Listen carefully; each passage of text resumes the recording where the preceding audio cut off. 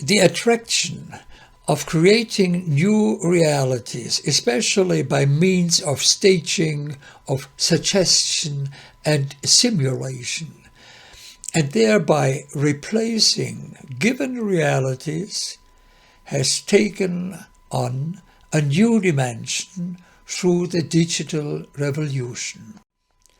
With the help of digital technology, electronic media, and networking technology, it has become possible to produce almost all areas of reality in a new and different way.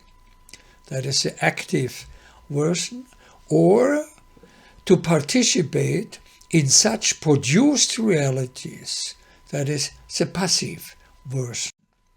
Therefore, and this is my thesis, there is a new basic striving of the many, the ego-oriented social character. I will describe it with Fromm's methods in the following. How did this new social character come about?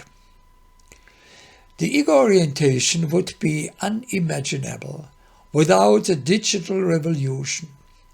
Digitalization, electronic media and networking technologies have led to revolutionary changes in the mode of production, in the organization of work, of social life and of culture. From a psychological perspective, these changes can be understood as delimitation, that is, as the real or virtual elimination of boundaries, such as natural requirements, as social standards, or as bonds and ties, and so on, which were previously regarded as insurmountable, as, so to speak, the human condition.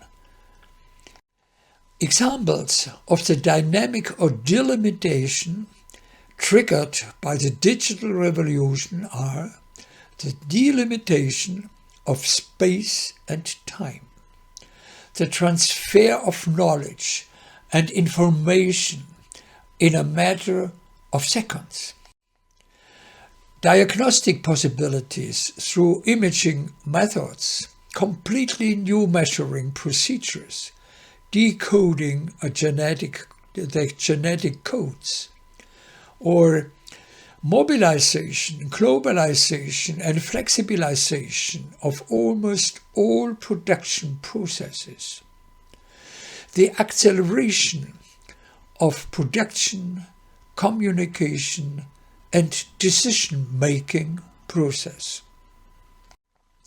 In the world of work, for example, the possibilities of delimitation have also led to demands for delimitation, the abolition of social security systems and the establishment of work for which the individual is responsible, that what we call self-enterprise.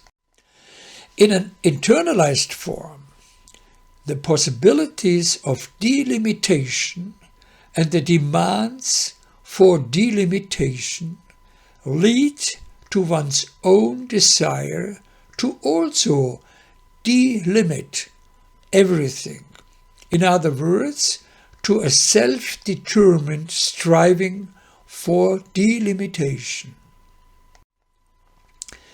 The definition from there is: the ego-oriented person wants to create reality which surrounds him and which he is himself, either in a new and different way, self-determined and without regard for guidelines and requirements, that is the active version, or to have a self-determined share in such a produced reality, that would be the passive version.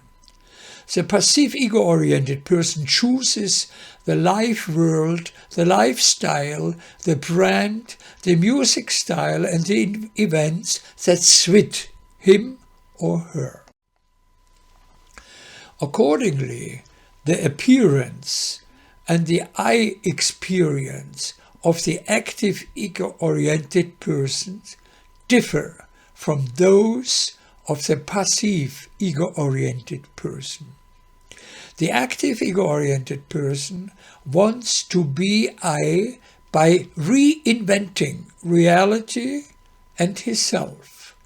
His I experience, therefore, depends on the experience of his creativity, while the I experience of the passive ego-oriented person depends on the fact that he is connected. That is, depends on an experience of the we. This is the reason why ego-oriented people do not want to be bound, but to be connected, and why relationships are preferably designed as being connected without being bound.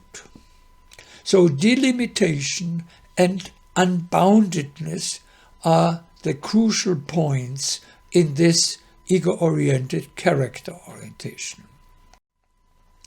The following character traits distinguish the ego-oriented person. The ego-oriented is creative. The desire to be creative, to manage and make everything new in the active person. Or the preference for everything new and newly made. That's it in the passive version. The ego-oriented is emotional.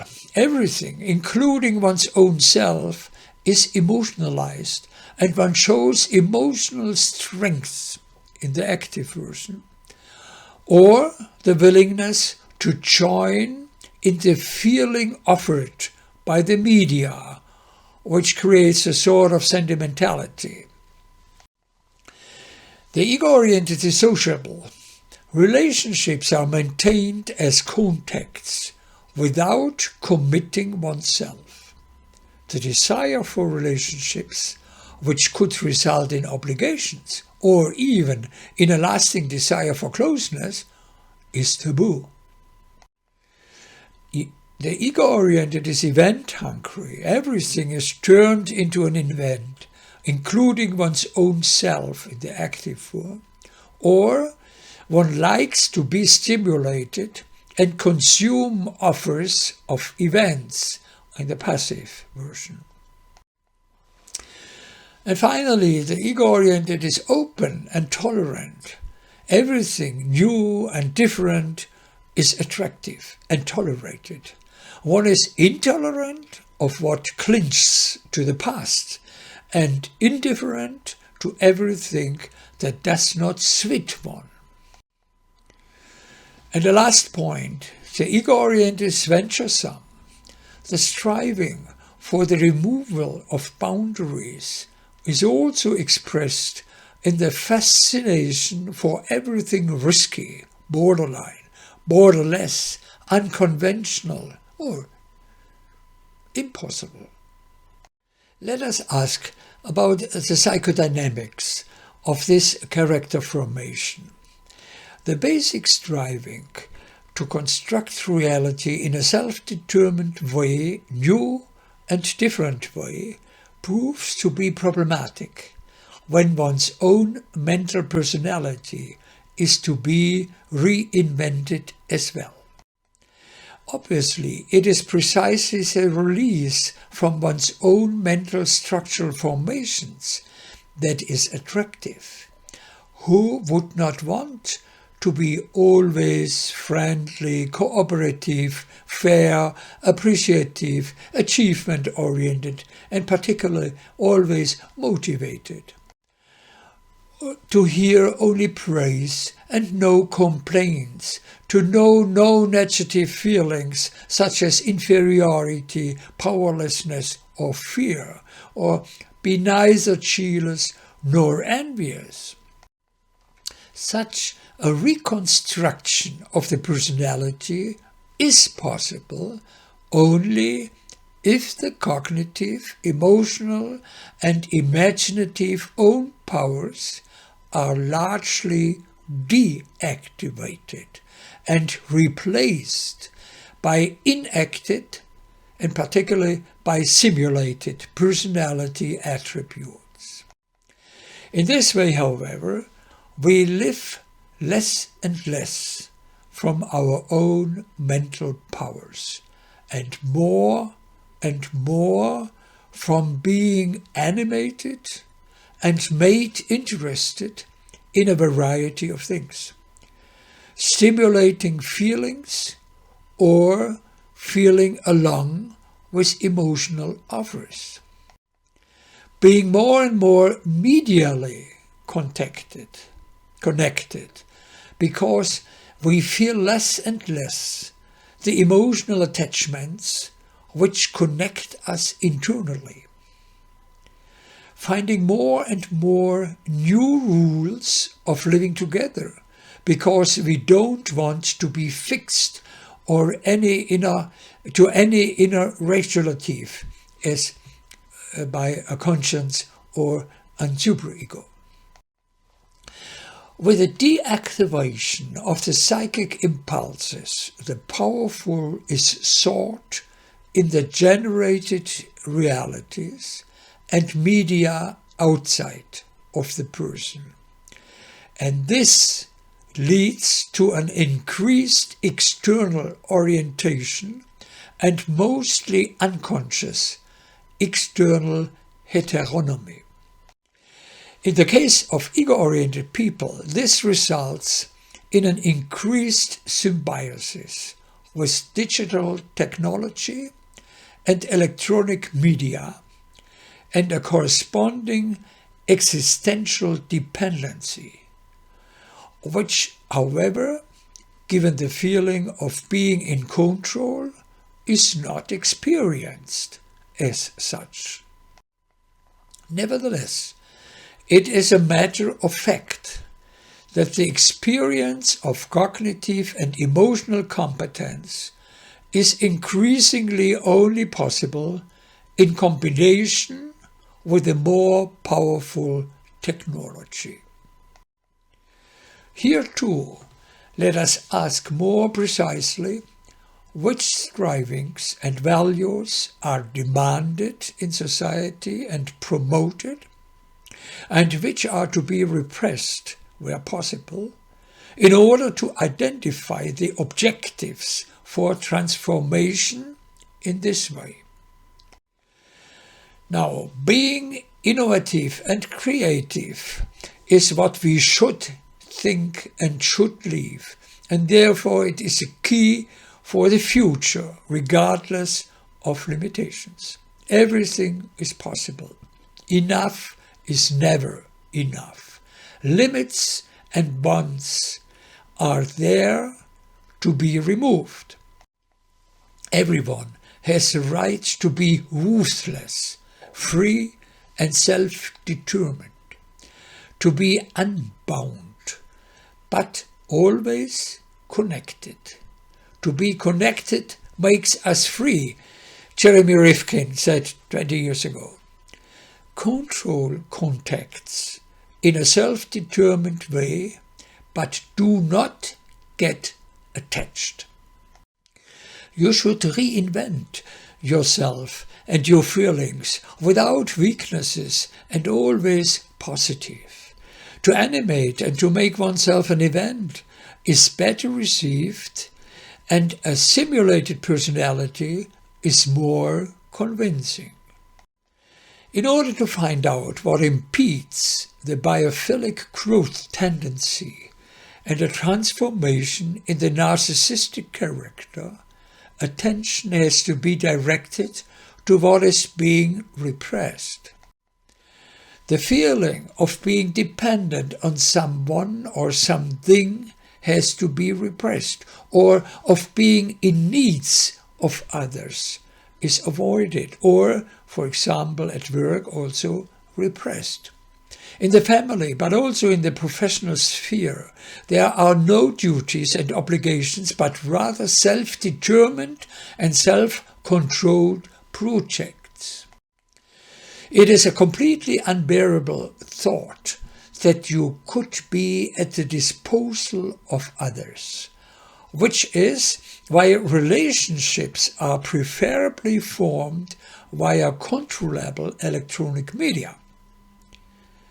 To be hampered in one's career by spouses or children in need of commitment is very unbearable and should be repressed. Bodily limits are counteracted with fitness. Mental limits in the form of inhibitions, compulsions, fears, depressions, or aggressions are eliminated with techniques of suggestion or medication. States of passivity and listlessness, boredom, or lack of imagination, where one simply cannot do anything with oneself and others, are mostly avoided in advance by consuming events, cultural offers, animations, entertainment programs, emotional experiences.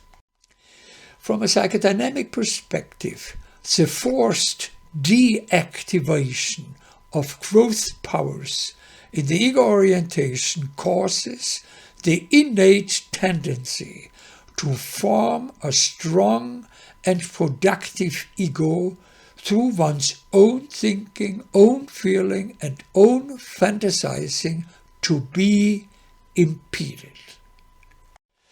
The result is an unconscious ego weakness and corresponding, while usually masked, feelings of powerlessness, which are kept in repression by the increased use of digital technology.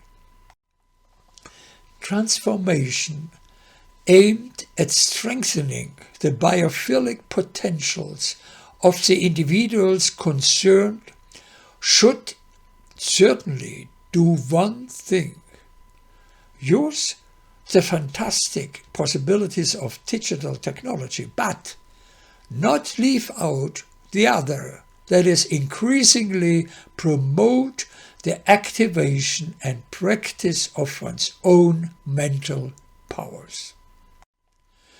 How strong the biophilic powers still are with ego-oriented people can be determined relatively simply by the following deprivation experiment. Individuals who can still do anything or something with themselves and with others during a weekend without electricity, and also without battery electricity, that is, without being connected medially, the own productive powers of those individuals have not been damaged. To come back to what was said at the beginning of this part. Any kind of transformation, whether in counseling, in therapy, or organizational restructuring, should always aim, on the one hand, to identify the counterproductive strivings in the individual social character orientations and to reduce their strengths.